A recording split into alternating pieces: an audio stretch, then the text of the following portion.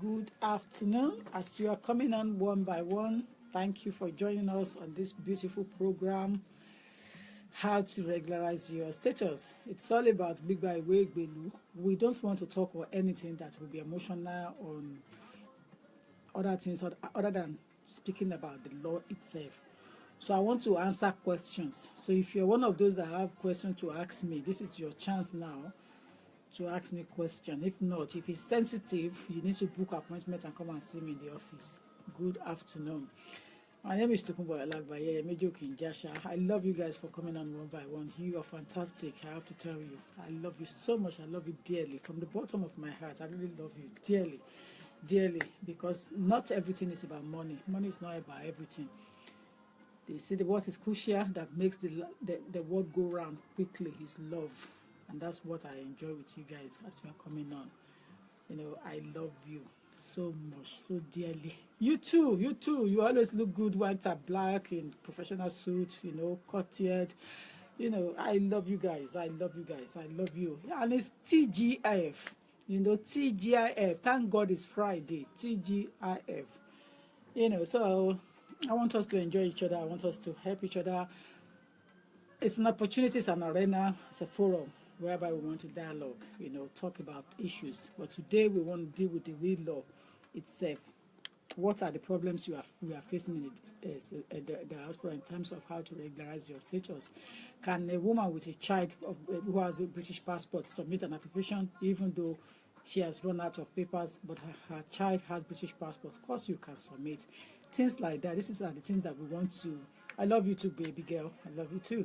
You know, these are the things that we want to deal with. We want to talk about it from time to time. You know, that's the whole idea. That is what I am for.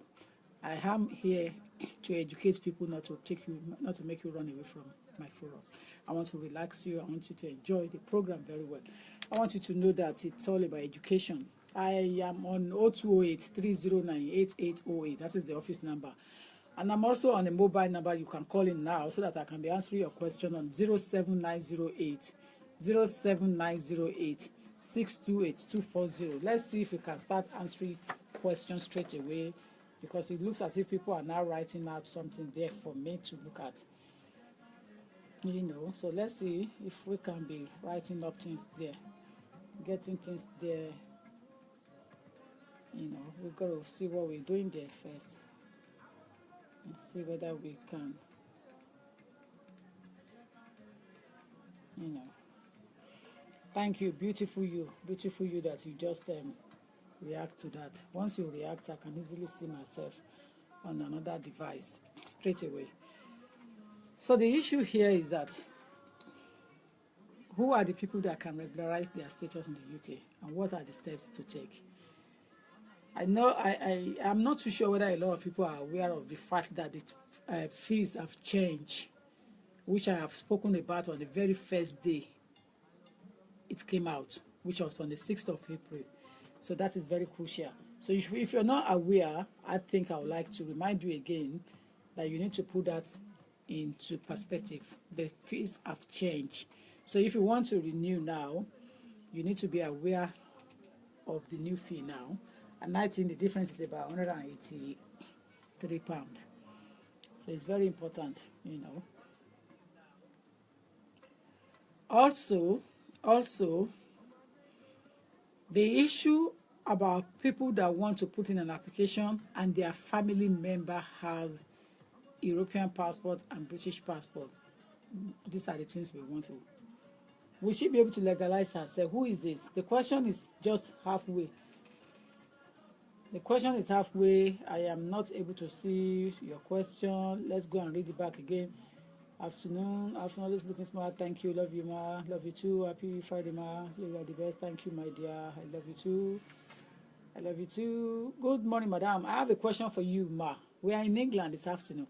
My child is planning for postgraduate studies in the United Kingdom. She's planning to move in by January next year. I am concerned about the harsh immigration rule. Harsh. I am concerned about the harsh immigration rules in UK. Concerned she will not be able to work and support herself, and I don't want to have to give her money. Oh, you can't say that, my dear. You can't say that you don't want to be giving her money. The rule says that if they are coming in as a student, a university student or master student, you know, they'll be able to work 20 hours. It's not all of them that will not be able to work. They'll be able to work, you know. But if they're not going to be able to support themselves, what kind of studies is your son coming for? I will need to know. You know, we need to know what type of study is he coming for to do. What type of qualification is your son coming to UK to take? Because this is what people don't understand. We need to really differentiate between this and that, you know. And if you cannot differentiate, then we'll be wasting time. Hello. Hello, mommy. Emma Kassan, good afternoon. Yes, good afternoon, mommy. Yeah. Shall We thank God we are on a live chat now. Yeah, but are you comfortable because we are on a live chat? Okay. Yeah, can I ask a question or not? Please carry on. Okay. Yeah, Mom, what really happened is we fed by definitely Mm-hmm. next the 5 weeks, 5 months coming. Right. Right? She live UK test, pass it. She will need the English test. I think they should go to pass NHS and If you are coming for indefinite leave to remain, yes, ma'am. you don't have to pay the National Health Service source charge anymore. Okay, ma'am. That is that one. Okay. If you have a master's degree or a first degree in the UK, Okay. you should be exempted. Okay. But if you don't have either, then it means that you have to do your English test and life in the UK test. No, I've done the life in UK test. So that's fine. Life in the UK doesn't go off, so that's fine. Okay. Yeah. So I have to do the English. Which one of the English one? It's a Trinity. It's a Trinity College London English test you have to do, and It's not B1 or B2 because I've done one English test before. It doesn't have any expiry date at all. no, the law says that it only lasts for 2 years. After 2 years, you won't be able to use it. Okay. Yeah, it only lasts for 2 years. Okay. So what's the name of the English that I have to do, man? If you tell Trinity College that you are applying for settlement, they will tell you which one to do. Okay, man. Yeah. All right, man. Okay. Okay, dear. Yes, ma'am. Yeah. Bye. Yeah, bye. Bye. Hello. Kassan, hi. Yes, Yeah. ma'am. Okay, we are on live here. Okay, ma'am. Okay, all right. Maybe 6 years ago, Okay. we 14 years application was able to the daily, but our refusal, but I don't see tribunal, but I give judgment based on evidence. They are managing to get some of the pay 7 years. So 3 years ago, I want to put an application for 7 years, but I refused to attack. I want to pay based on pay and give that way, but also 14 years ago, they have 20 years ago, after 2 years ago, only grant able to 19 years and 6 months, so 20 years, so that years for 10 years. After I apply, so I don't see apply in but I lost after the back at the Idesha. So we told them that go to the year can do your money, no way, any time for you, so they refused the last year, you pay 20 years. But now, what is 20 years? People that want to ask who will judgment the judge give 6 years ago. Wọ́n á bẹ̀rẹ̀ owó mọ́ fi judgment yẹn kọ̀. Ẹgbẹ́ wọn ò rí. Àwọn wọ́n ṣọ̀ṣì wọ́n fi kọ̀ tí wọ́n ń sọ fún bí ìwà kì í gbé wọn ìwé ní ti ní wọ́n láti provide judgment yẹn tí judge yẹn tó sọ nígbà yẹn jẹ́ pé yẹn 6 years ago yẹn tó wọ́n láti láti pè é. Àwọn àìsàn àti àwọn ti láti mọ̀ ní pé àwọn fún ọ ní 3 weeks láti provide but judge yẹn sọ 6 years ago. Káwọn tó lè gbà káwọn tó lè give judgment àwọn.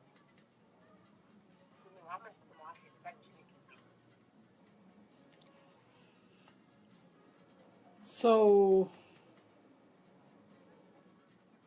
the case is still in court. Yes, for now. But before that work on the Yeah, the Home Office by law supposed to come with the reason for refusal. but they didn't come with it So the judge has every right to adjourn, which is going to cost you money to go to court, but it will still pay you in the end because you're going to get the result. Everything is in your favor anyway. So I'm not worried. It's in your favor. Because if you have clocked 20 years in the UK and the law says that private life 20 years will be granted, I can't see any reason why the Secretary of State deny you that in the first instance, unless you have criminal activities in the past that have not gone out of 6 years.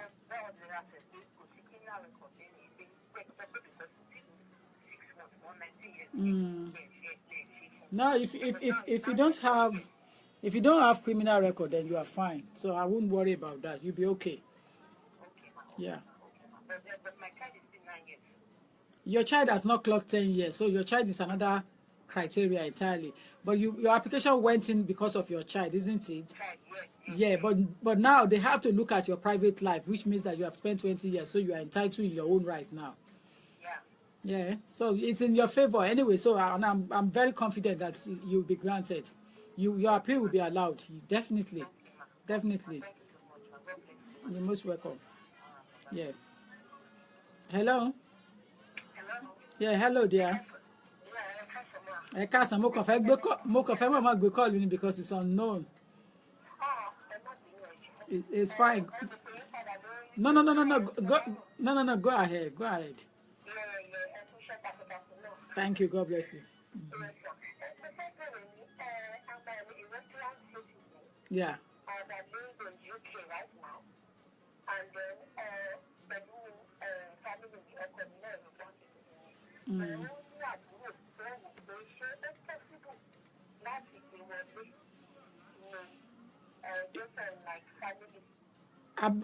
Ọkọ yín ní European passport lọ́wọ́ wá fẹ́ gbé àbúrò ẹ̀ wọlé ọmọ ìyá ọmọ bàbá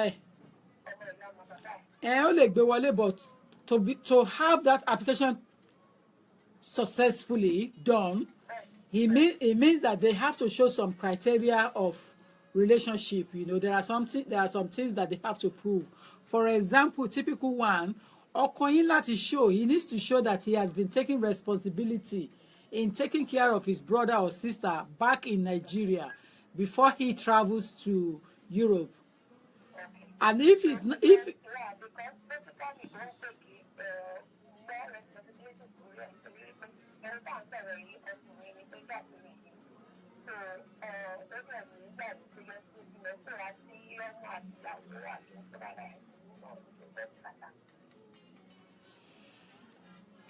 I'm still mo ń gbọ́ yín ẹni níyàwó dẹ̀ lọ́mọ so tí ó bá 21 years.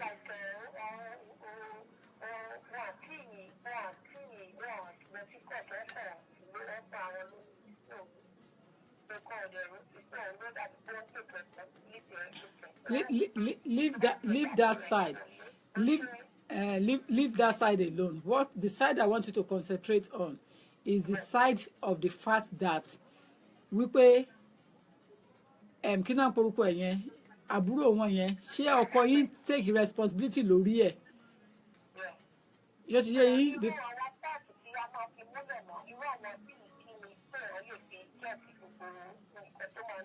Ẹ máa láti wá gba advice lọ́fíìsì ni that is a long episode and there is no time. You need. Ẹ̀yin ò matter ẹ máa book appointments àwọn èèyàn travel láti Manchester. You need to book appointment and come for that list and the advice in a detailed advice. Because if you're just taking what I'm saying here, it's not in detail at all. I have to be honest. Advice I'm giving is Èmi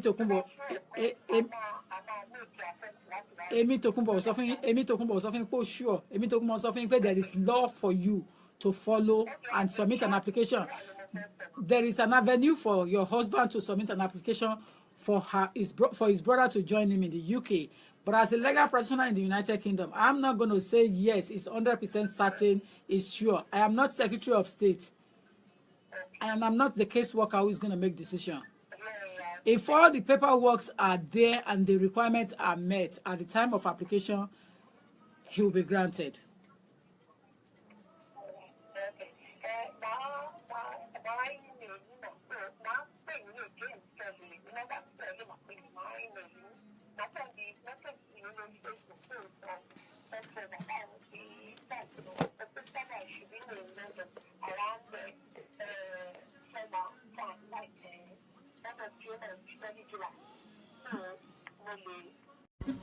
So, in relation to what we are talking about, it is crucial that we understand the question we are asking very well so that we don't complicate matters. And as a lawyer, I am not prepared to give a negligent advice.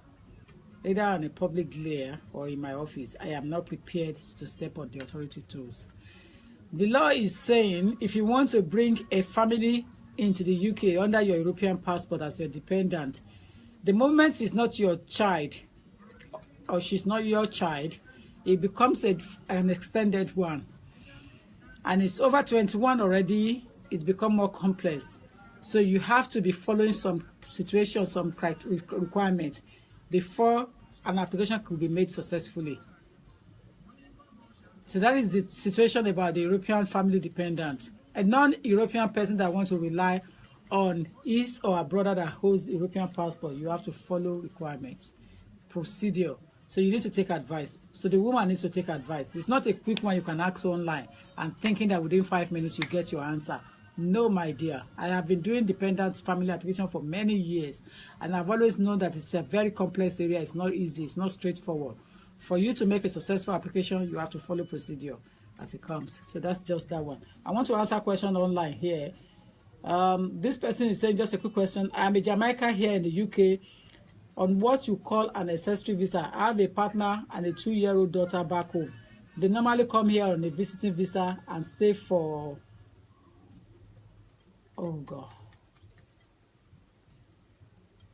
come here on a visiting visa and stay for a while, then return home. I was told that there is something called a dependent visa that I can apply for them to join me. Yeah, there is something called dependent visa. If you are working in the UK under your ancestry visa that you have, which means that you were given 5 years to come to UK. After 5 years, you will apply for your settlement.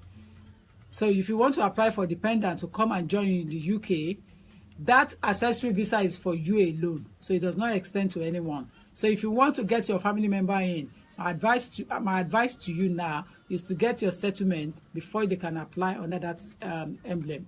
Without that, it's going to be difficult. It's going to be difficult.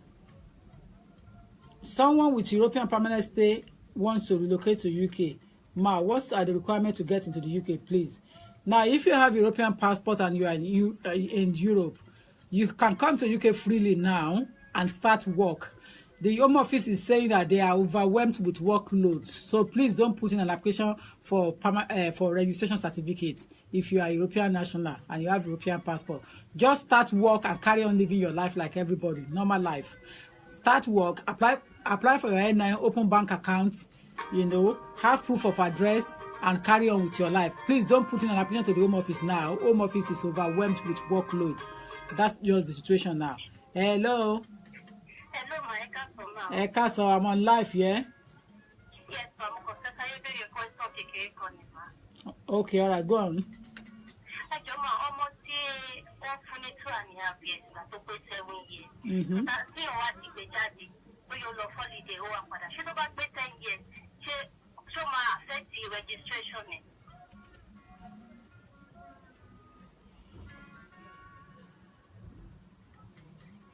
Okay, carry on. How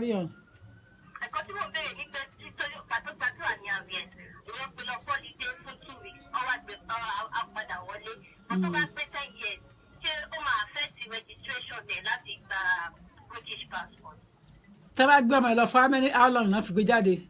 Be 2 weeks, no call of holiday. Be 2 weeks, Abi. That's fine. Okay, ma. As long as Tony visa to fi jáde, ó dẹ̀ wọlé padà pẹ̀lú leave yẹn. Does the child have leave? Yeah, okay, so that's fine. That is not a problem. Thank you, dear. Thank you. Bye. Now, the madam on the line that is asking question about her daughter who wants to come and study in the UK. Your daughter was not granted a student visa to come and get money from the United Kingdom. Your daughter was granted a visa to come and study and educate herself more. That was the basis of the grant of status to come to UK to study. Now, if your daughter is coming or your son is coming to study on a master's level, it will mean that your daughter or son will have 20 hours opportunity to work in the United Kingdom. 20 hours a week to work. They did not give that 20 hours a week for him or her to work to pay his school fees. So you must have an allowance to pay your daughter or your son's school fees. If you don't have an allowance, the truth is bitter. And that child is struggling to, or that daughter of yours is struggling to pay school fees, they are going to refuse her on her extension. And she will have to return back to Nigeria or wherever you guys are originally. So the bottom line here is that a grant of status to come to United Kingdom as a student does not guarantee you, does not even give you the opportunity to take that money to pay your school fees. In a way, it can never be enough because you will be paying maintenance fund, and you will be leaving money for your school fees in the bank account. You have to pay lawyers' fees as well. So in a way, it's not going to be enough anyway. So please do not rely on that 20 hours a week work of your daughter to pay her continuous education school fees. It's not going to go well in that route. That route is not going to go well. They gave her 20 hours to work and have experience in the UK. They did not give her 20 hours to work and use it to pay her school fees. That is the answer to that question of the madam. Thank you. Okay, carry on, my dear. Okay. Good afternoon, dear. Carry on, carry on. Yes, ma. I just have one or two questions to ask you. I've been in this country for the past, I think, 12 years. About 2 years ago, they gave me a normal 2 and I have a son. I was 1 year. Oh. So when the 2 years finished, November, I put them application. And then whatever. What was the basic? So a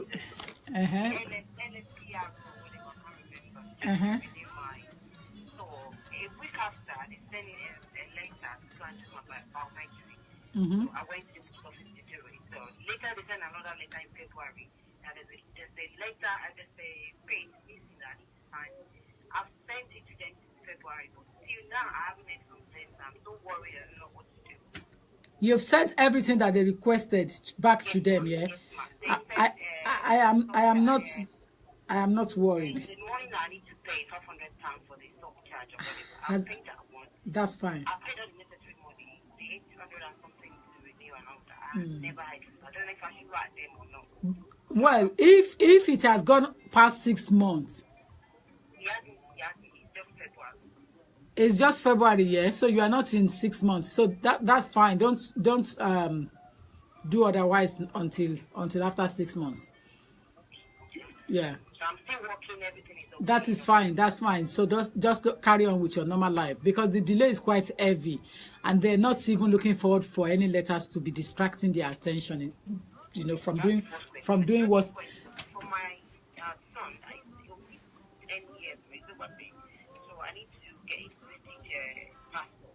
I don't know. So they've got his birth certificate, so I send it to them with my document.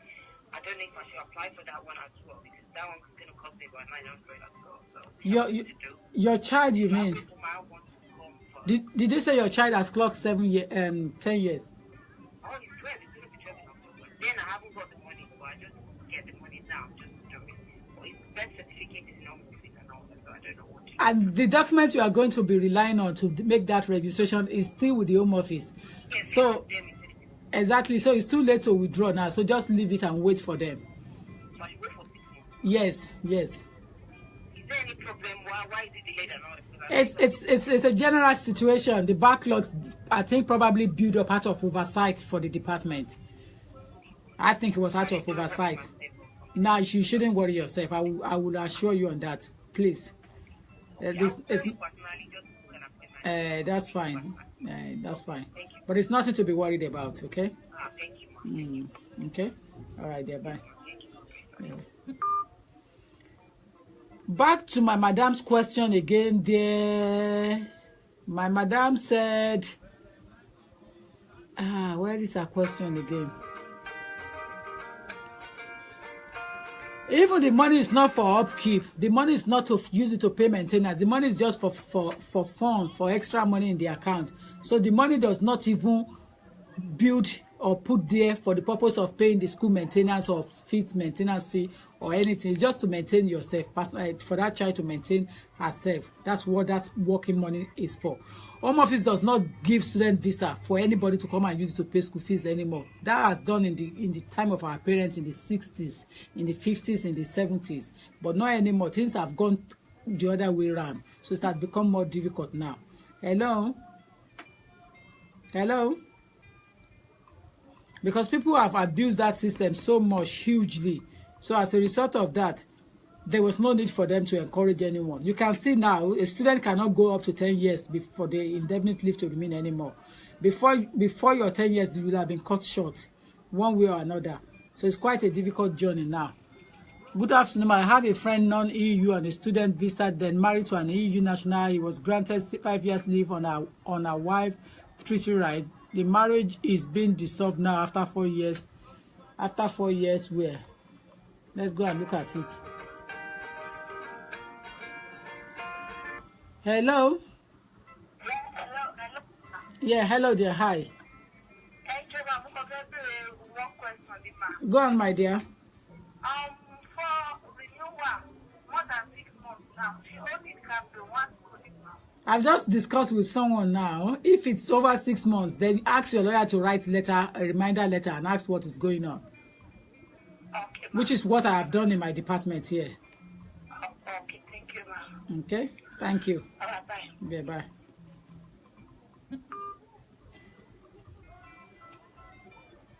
Four years and has all the proof of living together, and her work record still the marriage record till the marriage dissolved. What is his chance to reapply? Tell your friend to book an appointment and come and see me on a consultation for full advice on residence card, how to get permanent residence under a retained right of residence. Under a retained right of residence. Hello, dear. Hello, mommy. Good afternoon, ma'am. Good afternoon, my dear. How are you? Fine, thank you, ma'am. Okay. Thank you, thank you. Yeah. Thank you. Go on.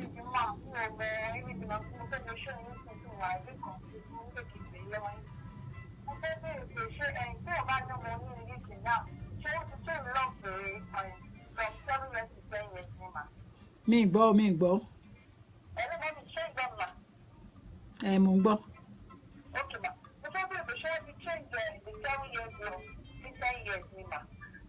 No, 7 years, but you have to show that it will be unreasonable to ask you and your child to return back to your country of origin. So the underline the word unreasonable has to be properly interpreted in a way that it will suit Home Office needs before they can grant status in that respect. The 7 years has not been taken away, so don't get it mixed up. If you are a single parent and you are taking care of that child on your own and you don't have an assistant in taking care of that child, you will be entitled to put in an application, but you have to show it will be unreasonable for you for them to ask you to return to Nigeria. Okay, ma'am.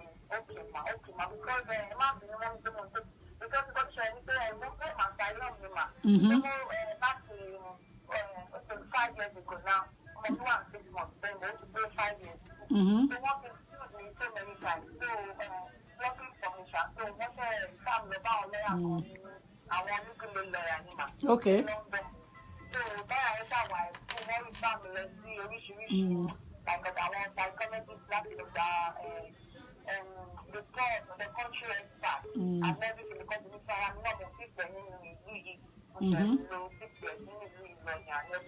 So I say new fresh claim.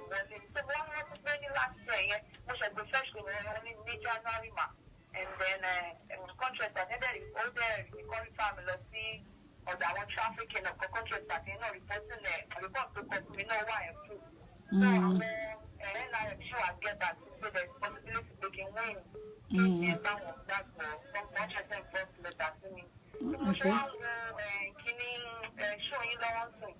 So what then it comes to the 10 years, then so last thing, so I mean, very long here.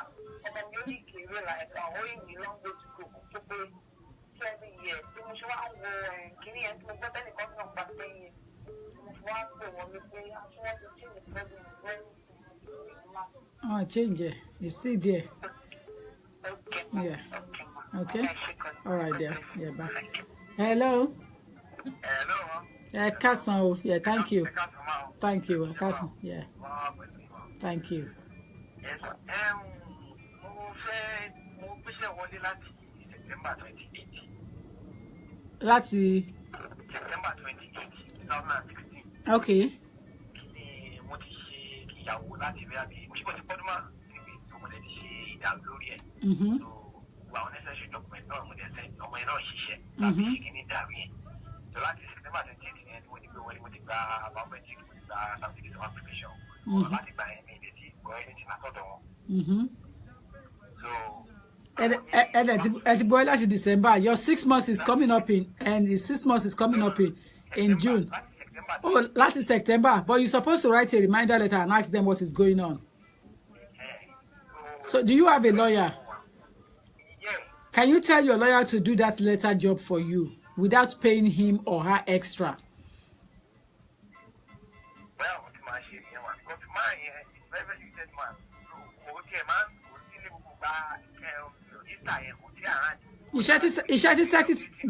That is what his secretary is capable to do, to write a reminder letter to the Home Office why they have not come back to them on your application.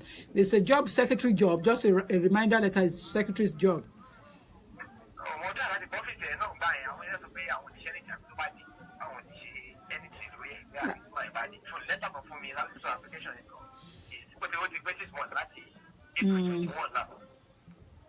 I don't think that kind of lawyer deserve your money. But that's not my position. So that. Why not? Yeah, why not? But please, before you withdraw application from your lawyer, come and see me on consultation, please. Yes, please. Book appointment and come and see me on consultation first, please. Yeah? Thank you.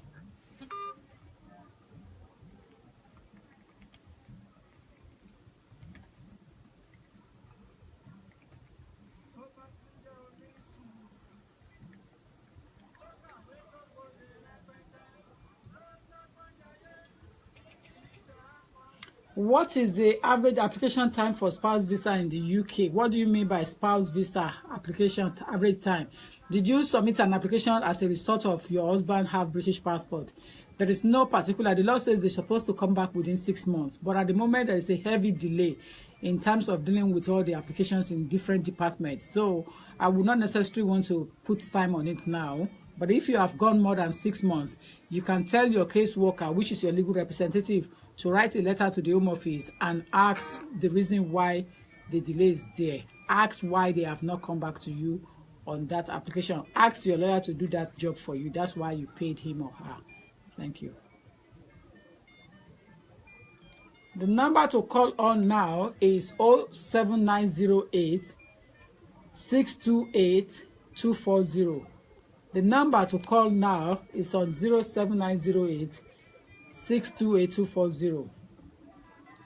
If you want to call now with regards to booking appointment, you have to call on 0208 309 8808. 0208 309 8808. Where are you, ma? I'm in England.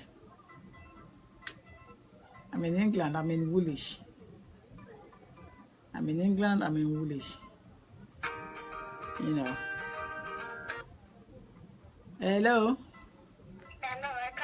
Hello, Makasan. Oh. Yes, ma. Thank you. Yes, ma. So me, our family kan ní Nigeria ni àwọn ni mo fẹ́ bá bèrè question yìí, ma. Go on. Wọ́n ní Paul kan tó jẹ́ pé ó ní Irish passport. So wọ́n wá fẹ́ kó wá kàwé nígbà yìí. So bí wàá mọ̀ bóyá kọ́ lọ sí Ireland ló bẹ́tà àbí UK, ma. I don't know about the university fees at Ireland. Secondary school. And she private is not a family, but work of clandestinely. No, anyone, somebody. So, you will put that somebody only if our Abu and mommy only get the citizenship. Ṣé pé tóun bá lọ àbí? Tí òun bá lọ àti gbogbo àwọn family wọn. I don't think it works like that anymore.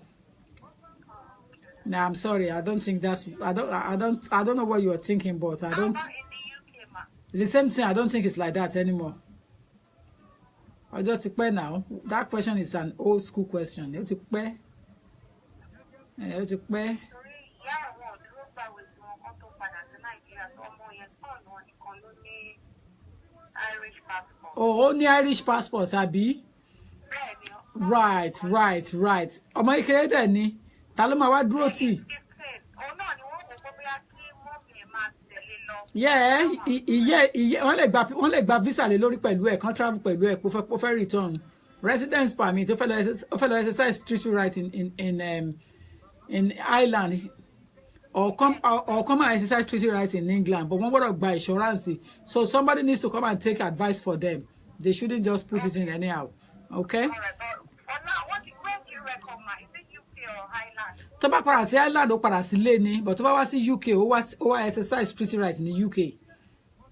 So UK might be straightforward for him than going to Ireland. All right. Okay. Thank you very much, ma'am. You're more than welcome, my dear. Thank you. All right. Bye. The number to call on, as I said, is 07908 628 240. 07908 628 240. That's the number to call on. Kudos, I love you. You are a Ramode. I love you too, my dear. I also practice as a lawyer in Nigeria. Oh God, I can't read you. I love women who make a difference by rendering selfless service to humanity. Well done, my dear as well. Thank you. Commendable. Thank you. Well, you have to have passion in a job before you go into it. I have passion in what I do, so that's why. God bless you, mommy. You're so helpful. Thank you. I love you too. Thank you. Office number, yeah, that's it. Where are you? I'm in England. How much is the appointment? Consultation is £50. You have to pay consultation fee. I am not a free lawyer. I'm not a citizen advice bureau. I practice my law, on a private level, not on government legal aid. So I work for myself. I work for myself. I don't deal with American visa. I deal with United Kingdom straight away. Everything I do on immigration matter is all about United Kingdom because this is where I belong. So I know everything about it. So everything I do is about United Kingdom. I don't put my nose in something that will give me a headache. I may have jurisdiction, but I don't want to go into anything that doesn't belong to United Kingdom. So United States visa is different. It's not the same method at all. We are so different. We're not the same. Everything is different.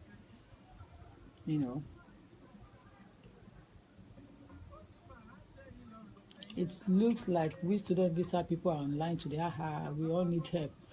Okay, student visa. Okay, God bless you so much. To Jenna, I start you as well. Okay. Yes, like I said, student visa, it's easy. It's not a big difficult. It's not a big deal. If you're coming to UK and you are granted a visa to come to and study in the United Kingdom, look at the conditions of grant of status, for God's sake. It will tell you everything that you need to follow in terms of maintenance and the school fees and the university issuing you of caste letter. The university have obligations to report you to the Home Office if you fail to meet the requirements on time. And if you miss your minimum class attendance of 15 hours, you'll be cut short. Bear it in mind, coming to study in the UK now, you cannot extend it to do something unless you have sponsorship who wants you to go into employment on tiers. If not, I'm afraid so, you have to return back to Nigeria unless you have a wife or partner that has British passport. That's the only way to sort yourself out. If not, by all means, don't let it run to zero in your hand. Return back to Nigeria if you are struggling and go and make amends before you come back. I will have someone like you in America. I wish I would have someone like you in America. That's fine. So it's not that pretty straightforward. So that's about the student. But if you want to ask more, I'm still available till probably another 4:30, another 20 minutes before I go off. I don't have capacity to stay long. Phone office, please, I beg of you, and book appointment. There are some things that cannot be discussed online. So we need to get that clear. Hello? Hello, ma. Yes, hi. Hello, ma. Yeah, I can hear you. Question, Please go on. Please go ahead. Yes, ma.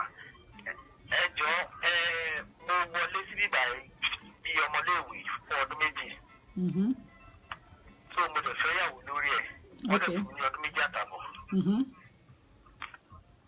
So ìgbà tí ọdún méjì àbọ̀ mi gbé ìyàwó mi kú gbòòwé sílẹ̀ fún mi láti fi gba another 2.5. So gbogbo ẹwà apá ni mo ṣe tí mo ṣàbẹ̀ ṣe everything kankan kò sákòó ẹ̀ lẹ̀ up till now. Ẹjọ́ kí ni mo lè ṣe máa? Kò kówé sílẹ̀ kẹ̀. Kò kó kankan sílẹ̀ gbogbo document àtẹ̀jọ́ ń gbé fún ọdún méjì àtààbọ̀ ni. Ẹ ti gba the first 2.5 years. Mo dẹ̀ ti gba méjì àtààbọ̀ àkọ́kọ́. So kò wá kówé sílẹ̀ fún the second one. Kò sílẹ̀. Kí lẹ́yìn ṣe fún? Mi ì ṣe kankan. Rárá please now tí o bá ní nǹkan tó ṣẹ̀ṣẹ̀ ò kì í dédé ṣẹ̀ ọmọ kì í ṣe ọmọ kékeré. Kò sí ẹni tí mi ò rántí. A lọ church and everything. Ó rò pé bóyá ti ń gbà sọ pé máa sá lọ.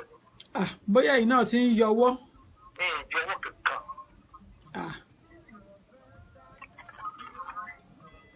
Ó máa ga báyìí o. Kò kó ìwò sílẹ̀. Ṣé ẹ máa wá sí ọ́fíìsì kan gba consultation? Okay, I think it's a way forward. Can you call my office on 0208 309? Ẹ pé ọ́fíìsì ẹ book appointment kíákíá. Ṣé ẹ ti deal fún another 2.5 years yẹn? So ìgbà tí òkú kò sílẹ̀ ń gbà yẹn, mo wá gbé wọlé bẹ́ẹ̀. Níjọ́ tó last kankan, ọjọ́ tí méjì àtàwọn yẹn tó bá wá tà. So mo wá gbé wọlé ẹ̀rọ débẹ̀. Ìgbà tí mo wá gbé wọlé bẹ́ẹ̀, wọ́n á ta padà ní pé wọ́n ní the signature. Of course now. Yes, wọ́n máa ní the signature lórí form. Pálí àti support letter.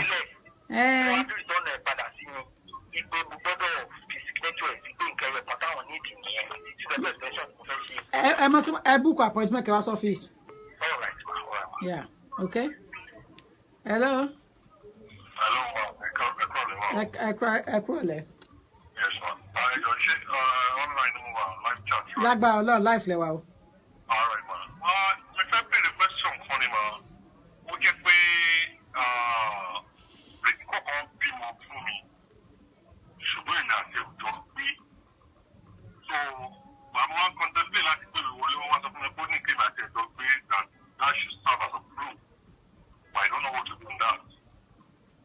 Mi gbọ́ dáadáa o. Wọ́n ní ọmọ ìlú ìkan òyìnbó kan bímọ fún mi. Ìgbọ́n ìgbà tí ò jọ pé. So ìgbà tí mo wá fẹ́ bí sábà ti gbé mi wọlé, ẹ máa tẹ́lẹ̀ mi pé kò lè possible since àtijọ́ gbé tàjọ ṣe ẹ̀. Ta ló sọ pé kò possible? Ṣé home office ní àbí lọ́ọ̀yà? No, one lawyer tí mo bá ń bì ní pé kí n fẹ́ láti get sí. Ẹ lọ book appointment lọ́fíìsì kẹwàá rí mi. All right, ma. Okay, please. Yeah. My office number is on 0208 309 8808. 0208 309 8808. Book appointments and come and take advice from the highest. The best advice. Book appointment and write advice. Also people possible. 0208 309 8808. Book appointment and come and see me. You understand? That's the only way out of it. Wàá gba ìmọ̀ràn kó tó di pò lè tẹ̀síwájú. Tó bá gba ìmọ̀ràn, tó bá ti wọ́ bọ̀, ó kàn máa tún jábọ̀ padà bẹ́ẹ̀ ni. You understand? You take advice before any other thing. Irú ẹni tó gbé ìwọlé yẹn tí wọ́n return ẹ̀ pé torí pé settlement ló fẹ́ 2.5 years mi ló fẹ́ gbà wọ́n rí signature ìyàwó ẹ̀ mẹ́ka ló ti wà ní àti gba advice kan tó máa ṣe. Àti gba advice. Wọ́n ní láti dá padà ọmọ ẹlẹ́rìn ò ní láti jẹ egun. Ìyẹn possible now. Ọmọ aláṣọ ẹ̀ gbọ́dọ̀ wọ àkísà. But that is if you get the advice at the right time. That's just it. We're talking about how to regularize status in the UK. This is not about those who are in the United Kingdom. We're also talking about those who are coming in, either as a visitor or to join the family member. You see, all these things are very, very important. And it's crucial that we follow procedure step by step. Hello. Hello, ẹ káàsán ma. Ẹ mà káàsán o. Yes, ma. Ẹ jọ̀ọ́ mo need assistance yín ni. Okay, ma. Ẹ wà ní live chat o. No problem, ma. Okay, go on. Ìgbà tí mo dé sílé mo mú àwọn ọmọ mẹ́ta dání. Okay. Mo dẹ̀ bí méjì Okay. But if I applied in 2008, one refused. 2008. Yes, one refused. But lawyer didn't sọ fún wa, wọ́n ní ká mú nǹkan kan wá, kò sáà sọ fún wa. Kò ṣe ní sọ pé wọ́n refuse application. Kò sọ rárá until táwọn wá ń pe home office. Wọ́n sàtọ̀ fún wa ní lọ́ọ̀yà ní. Ìyẹn ló wá ṣe gba 5 copy fún wa. Ìgbà tá a ṣàgbó ṣàbá wa rè apply ló mà. Mo gbọ́ yín. Ó sàrí ọba ó bá wa rè apply. Ìgbà tó wá bá wa rè apply. Wọ́n ṣáà fún àwọn ọmọ yẹn ní 2.5 years. Wà ó méjì tí mo bí sí àwọn tí wọ́n great test passport. Okay. Bọ̀ wá tí wá rí new ẹ̀mejì. Ẹlẹ́ẹ̀kẹta, òun la wá fẹ́ ṣe báyìí. Ní wọ́n sọ fún wa yí pé bóyá tọ́lá àwọn ọmọ yẹn ká primary school yìí.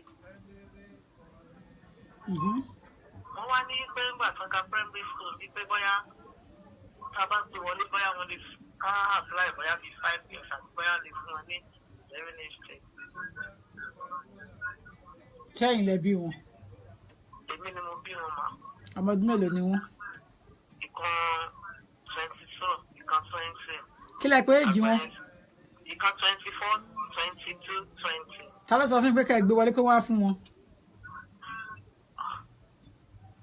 Madam wọn lè fún wọn. Tẹ́ bá ju ọ̀bẹ sílẹ̀ nígbà ẹgba ibìkan ló máa bá sọ̀kalẹ̀. Madam wọn lè fún wọn. They are above age. The law says that an adult child cannot rely on parents in times of regularization of status in the United Kingdom. So also an adult siblings cannot rely on adult sibling as well. Bóyá mi get ẹ̀ dáadáa o, ẹ book appointment ẹ wá fún consult. Wọ́n ti ṣe kí ni? Wọ́n ti fún wa ní 2.5 years twice. Yẹ́ ẹ̀wọ̀n náà fẹ́ ìméjèèjì, ẹ̀yin gbogbo yìí. Ní 2010. Kí ló wà lọ́wọ́ yín ní ìsìn? 2.5 years. Ìgbà wo ló máa expire, madam? Ní next year. Okay. Now, paper tán fi grant yín, under what route tán fi grant yín? Wọ́n ní 10 years route. Now, so ẹ lè apply for indefinite leave ní ìsìn now. Wọ́n lè ṣe mistake letter yẹn na. 5 years, pé kán fún wa 5 years tó kù wọ́n lè ṣe. No, it doesn't work like that. You have to go through the procedure. You have to apply 30 months 4 times. So you're on 2.5 years, second one. So you need another 2 to go before you can get to the stage of indefinite leave to remain. Okay. So I'm afraid so. You cannot go in for settlement. Don't waste your money, because on each of you, you're going to be paying £2,227 as of today's money on each of you. So why do you want to waste almost £8,000? That is illegal. That is illegal fee. Why do you want to waste it? They're not going to give you on that thing. So when the visa is coming to an end, I advise that take instruction and come for consultation so that you can apply for another 2.5 years, each of you. God bless you. Please. Thank you, ma'am. All right, dear. Bye. Hello. Hello. Good afternoon, ma'am. Good afternoon, my dear. How are you? Fine, ma'am. I just want to ask, ma'am. I got my permanent residence under the EU. You've got your permanent residence now. Yeah, I got my permanent residence, but it's the right 10 years inside. Okay. Yeah. Yeah, I want to know, when can I apply for West Passport? Before you apply for your 5 years residence card, have you overstayed your visa? No. So what status do you... I've overstayed before I got married to my husband. You overstay before you get married to your husband. But Yeah. so you have not spent 10 years.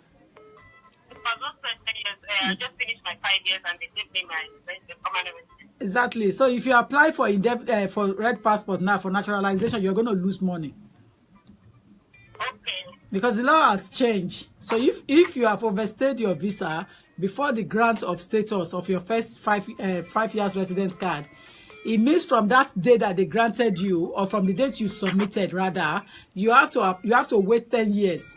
So if you look at the time you submitted and the time you got your permanent residence, you've only spent 6 years. Yeah. So you have another 4 years to go. Okay. Thank you. The law has changed. Yeah, Don't but let... then can I apply for my son? How old is your son? He's 1 year. Was he born here? Yeah, he's born Even here. if he wasn't born, if he's born here, then of course, make application and the dad has passport, isn't he? Yeah. Yeah, of course, go ahead. All right. Thank you very much. You're most welcome. Thank you. Bye. Hello, Hello. Uncle Samam. Hey, my cousin. Yeah, Michelle. Thank you. Money take you very beautiful. Lọ́wọ́ yín mà. Okay. Mo ní ọmọ òbí mo sì bí. Wọ́n German ni bàbá ẹ̀. Okay. Bàbá ò gbé ní bíbá yẹn. Germany bẹ́ẹ̀ ló gbé bọ̀ ọmọ ní German passport. So mo fi German passport yẹn dé ìwé mi wọlé wọ́n dẹ̀ refuse mi lẹ́ẹ̀mejì. Because ṣé ẹ ti kárí ìsàn ṣe refuse ní ṣá.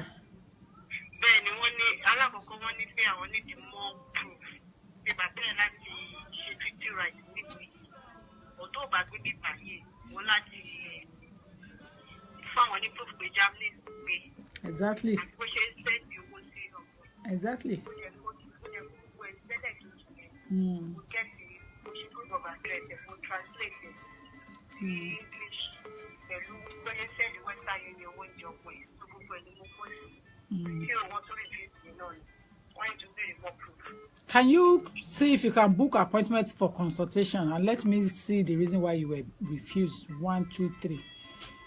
Okay, ma. Book appointment, please. Do you have the office number? Okay, ma.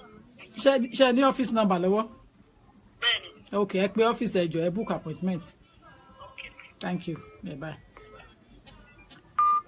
That young lady that just spoke with me, the reason why they refuse her, I have it in my head without even reading her paper.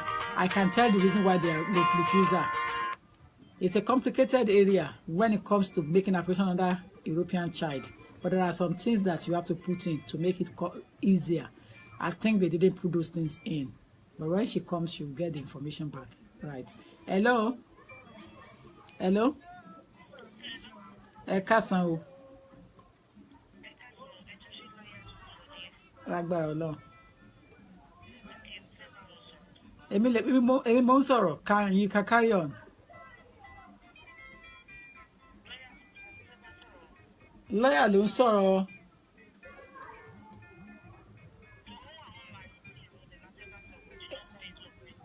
Èmi mo wà online nísìnyí. Èmi mo wà online nísìnyí. So life lẹ́wà yìí.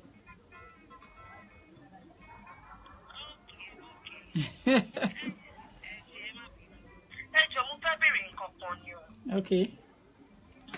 Okay. Mo ní ọmọ kan tó ti gba British passport. Okay. Èmi dẹ̀ ní mo ti send the application mi fún renewal fún 5 years refugee leave to remain. Ẹ jọ̀ọ́ ṣé mo lè apply fún British passport? Fún ọmọ yẹn àbí fẹ́yìn? Fún ara mi. Wọ́n fún yín ní 5 years refugee àbí? Mo ti gba 5 years mi tán. Ṣé tí wàá gba settlement? Mi ti gba settlement, mo ti send tèmi off. Okay. Mo ti send ẹ̀ fún settlement. Ṣé wọ́n ti wá fún yín? Wọ́n ì fún mi, ó ṣì wà ní office. So you have to wait for that now. So why are you asking for passport? Okay. Wait now. Bá àwọn àgbàlagbà ní ọ̀kọ̀ọ̀kan lèèyàn máa ń yọ sẹ̀lẹ́kù now. Isn't it? Okay. All right, bye. Naija. I man like a jump, sha. I man like a jump. You apply for refugee one for 5 years. Kò sí gba indefinite to be bó ṣe máa gba red pass for naturalization. Is that easy? You will have to take so many things into account now. So I love procedure. When you follow procedure, life becomes more easier. Hello? Hello? Yeah, hi. Yeah, can I speak to Lawyer Kukubo? Speaking. Yeah, good afternoon, sir. I just want a quick one. I just want to find out. I was given, family was given 3 years as in 6 years route. We've completed the 6 years. 6 years is going to complete this by July. So I just want to find out, do we have to do test of English and You've got 3 years twice, yeah? Yes. Mm. So we are about to apply for indefinite. So I just want to find out, do we have to Everyone in the family, apart from under 18, will have to go through the English test, apart from under 18 and over 65. Sorry, Everyone in the family will have to do the English test. for indefinite, not British, No, for indefinite. even with the 6 years route, Yes. You will do English test, you will do life in the UK test for indefinite. for indefinite. Because I thought it's going to be for your British passport, that is when you do both. Give what belongs to Caesar to Caesar. You have to do both of them. Okay. All right. Thank you very much. Thank you, dear. Bye. Hello?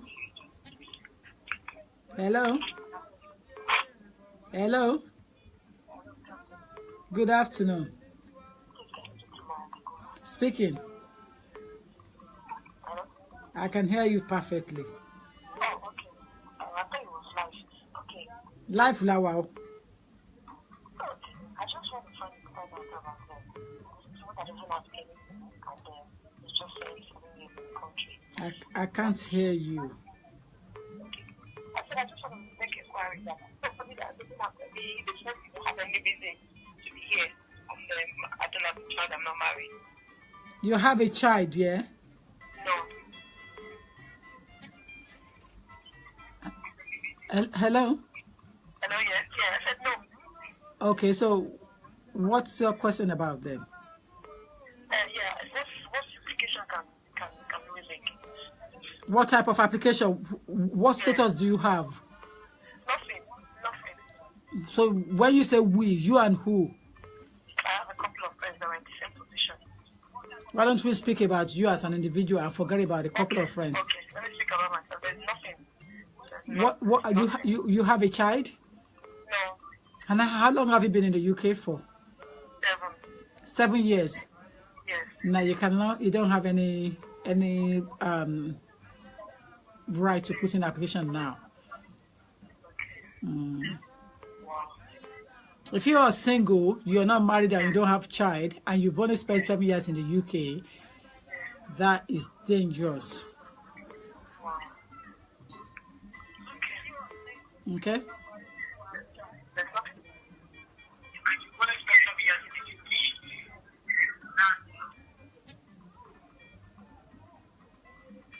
Hello?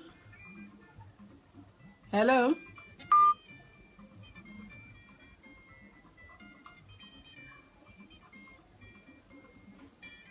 So one is trying as much as possible to see if you can take all the calls, but it's not easy, Trying to pick it one at a time.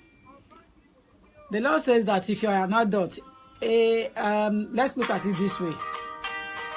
There are some requirements for age 18 to 24, which means you have to spend half of your life in the UK. But there is nothing for adults of 7 years in the UK. There is nothing, unless you are 18 years old. And if you are 18, you have to be here for 9 years. Hello? Yeah. I can barely hear you. Yeah. Not really clear, and the phone is on high. Okay, go on now. I can hear you better now. Okay, ma'am. Question for February, ma'am. Okay, ma'am. Money partner. Irish citizen, woman. Okay. And any opportunity, then the Irish passport, no one. So, all from where we can give me parental responsibility to the woman. No boy, you say. So, for one, new application would be an working man. But if not, your work out, we can kill not the parental responsibility. You know what I will say to you? Book appointment and come and see me. I don't think I can grab all the questions at the same time. So can you book appointment, please?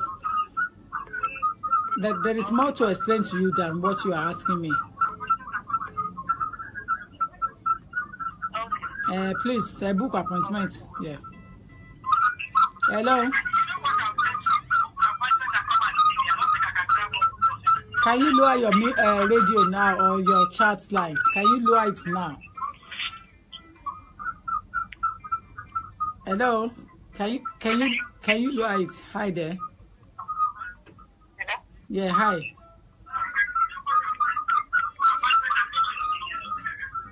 Can you hear me? Hello? Hello? Jerry. Castle. Okay, go on. My husband is British, so I'm asking on behalf of someone. My husband is British, so I have all my papers. So he has an elder brother too. There's a British one. So he doesn't live here. And Nigeria no. Your brother is a British citizen. The brother, but he comes here. Okay. But obviously, I don't know they are British students. They're not going to Okay. British passport for money. Okay. So I'm more committed now. What to be, how more want to be. But the problem there now because brother in me you in UK. Okay. So more separately, is there a way see I want to live without my brother-in-law living here? Is what? Is there a way see I will not feel what because I'm more to want me telling me the kids to are British because by reason of their father being British. And Ibo ni mommy àwọn ọmọ yẹn wà. But ó kó wọlé as a spouse under spouse visa ni. But the husband is not even coming in.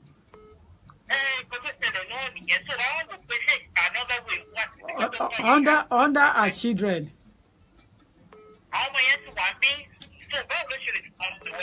Make application to join them ni. To join the kids. But where would she say that her husband is?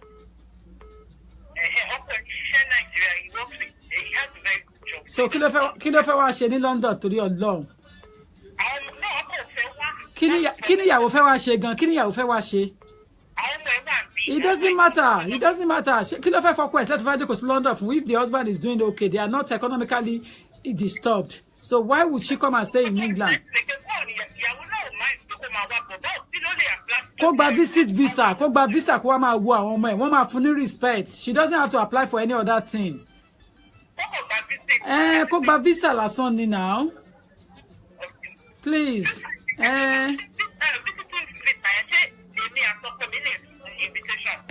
Yes now, of course. They mention pa àwọn ọmọ ẹ̀ wà ní London fẹ́ wá wò wọ́n pé bàbá àwọn British bàbá wọn wà Nigeria ó ń ṣiṣẹ́.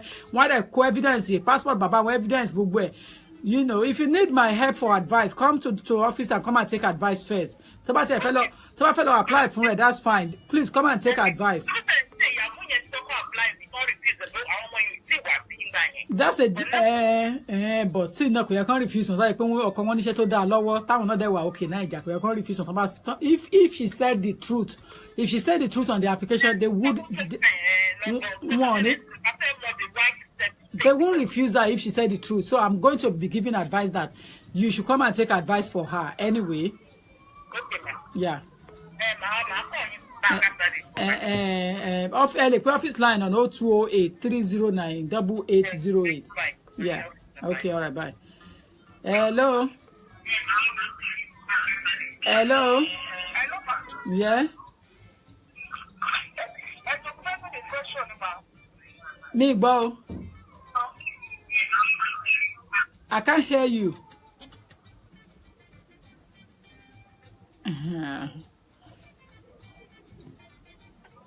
Hello? Hello, ma. Yeah, hi there. Good afternoon, ma. Good afternoon. Yes, ma. Please, ma, I want to ask something because I'm a British and I'm doing full time. And I want to bring my mom to come just have holiday with me with my children. So I don't know which application I should book in for her. It's gonna be a visit visa for her to come and just visit you and the children. No, because I got my own British passport. My children have that. Yeah. You have to bring her in to come and visit. But if you want to bring her in to come and stay in England, it's gonna be more difficult. No, just for visiting, ma. Yeah, visit. Yeah, you just has she come before? No, she has not. So you have to apply for multiple visa 6 months for her. Okay, ma. Yeah. But what documents am I going to have? You have to come for advice on that. There's no time to list documents online. Okay. Yes, please. All right, bye. Interesting. A lot of people want to just have it online, but it's not that easy to get everything online. You know, the whole idea is just put you on notice what you should be aware of when it comes to making an application. But you can't get everything. Hello, my dear. How are you? You can't get everything online. Hello?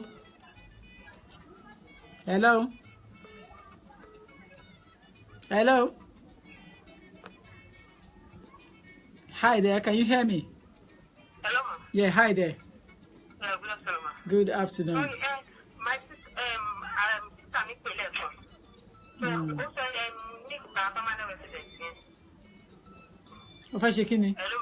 Yeah, only the so live back. Yeah, value for because one talk of better. Ó ní ṣé òun lè ṣe kí ni?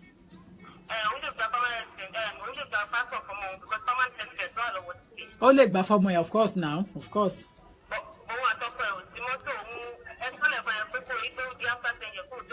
Ó lè apply fọ́mọ ẹ̀. Now wọn lè yẹ ṣe ìyá ọ̀tọ̀.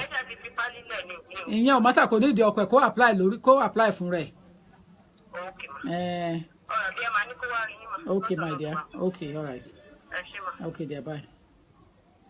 Hello? Can you hear me? We're missing a lot in between because... Hello, can you hear me?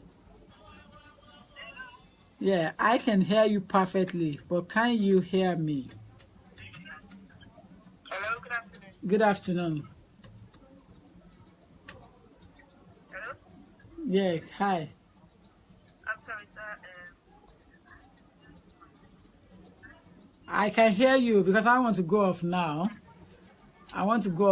So anyone that needs my number, you have to call office and book appointment on 0208 309 8808 for appointment to see me. Thanks. But I have to go now, please. He doesn't. I've got so many other things to deal with to clear before I leave my office, so I have to go now. Can this person hear me? Who is online? Let me take this one before I leave. Hello. Hello, good afternoon. Good afternoon. Quick. I want to come offline. Can you hear me? Okay. I got a very question. Go on quickly. The last time, 3 years, true uncle, but I just took mom. So, but I just took mom to another 3 years. Another 3 years, more by me, she lies in the UK. She took the one neighbor. The last time, one thing, she lies in the UK, but what was she? So, but Moshe, me, pass it, but Moshe English test. So, later on, I think you apply for indefinite way, not to extend the way. To my extent, over to half, they will apply for indefinite at any time. So, we are sharing. Èmi dẹ̀ wá gbé wọlé fún client mi tí ó pass the English test wọ́n dẹ̀ fún wa. Ṣé English test ni ó pass àbí life in the UK? In fact, 2 or 3 clients ni wọ́n pass either life in the UK or English test. Wọ́n dẹ̀ grant ẹ̀ fún wa. Home office is not daft. You see, when we are submitting application to them on behalf of client, we have to humble ourselves.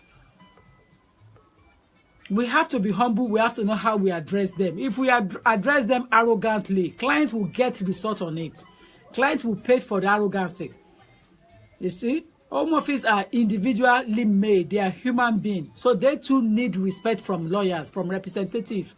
So when we are submitting an application to them, we must afford them the respect they deserve.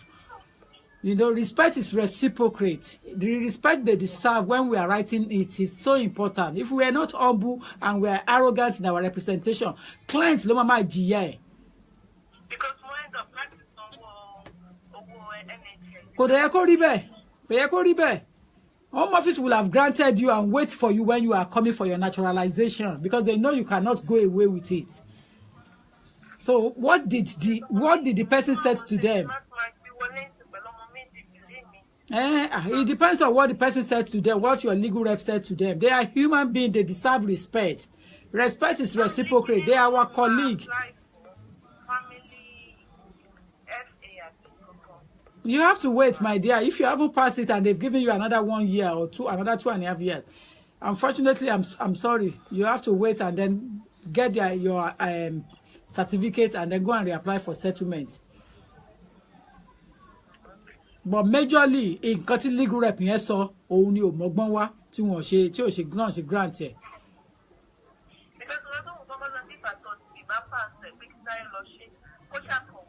I have submitted more than 4 times on different clients and successfully they were granted because I'm not arrogant in my representation. What do I have? Why should I be arrogant? I want people when they are human beings. When you are when addressing them, people need to address them with respect. That's just what I understand from the system. That's what I understand because they read it and look at it and say, who is she talking to?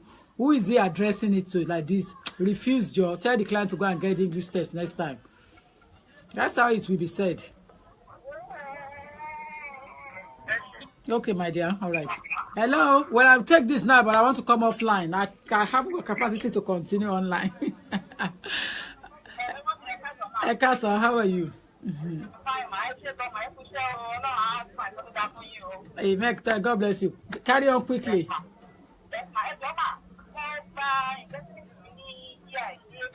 Uh-huh. The time that you have been to have collected this was not of May 2015. So, our possible to say I can apply for my passport. Now, I'm particularly apply to British passport paper. Before you apply for the discretionary leave or limited leave, do you have student visa or what visa do you have? I was So you only have your EU and then you have your permanent residence. Oh, just 6 years together, Abi. So the totality of it is 6 years. You still have 4 years to go. If you haven't got visa before you marry to your EA person, if you have visa before you marry to your EA, we will calculate it. So if you haven't got visa before you marry to an EU person, then it means that you have to wait for another 4 years before you apply. One can apply 12 months. But nobody look above for the time you can apply. Which one above the level for 1st May 2015. You have to apply 12 months before you apply. But look above for the time that you have been to have collected the indefinite leave, which was 2015. But the new law is now saying under Immigration Act that all those who have overstayed before they apply, regardless of, you will have to wait 10 years from the date of your first grant of status. 2014, 2014 changes. Unless if something has changed overnight, land or say it me more. But I'll check rules again. If I check the rules and it's otherwise, I'll correct it on my chat line. Okay? Yeah. Okay. All right, dear. Yeah, bye.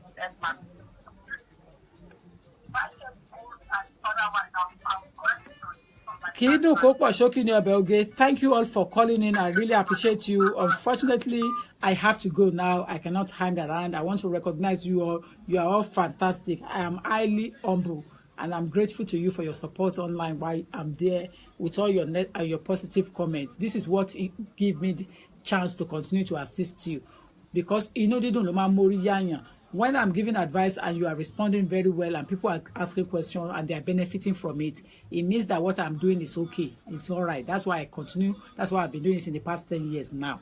So I'm not doing it for any other reason but just to enjoy it more And for me to it's even helping my brain and helping my understanding and helping my readings and helping my research. So each time I give advice, it expands my research. It helps me to go further. When people ask questions, I have to go and check properly again. For example, this question being raised now, I need to research on it and go and check. So thank God it's Friday. I am highly honored. I'm grateful. And I love you all. Thank you for your support. You are wonderful. My name has not changed. Tokunbo Olagbaye is mine. I'm humble. Thank you. Book appointment directly on the office or to the office line on 0208 309 8808. 0208 309 8808. Thank you ever so much. Thank you. Have a blessed weekend. Beautiful. Thank you. Bye.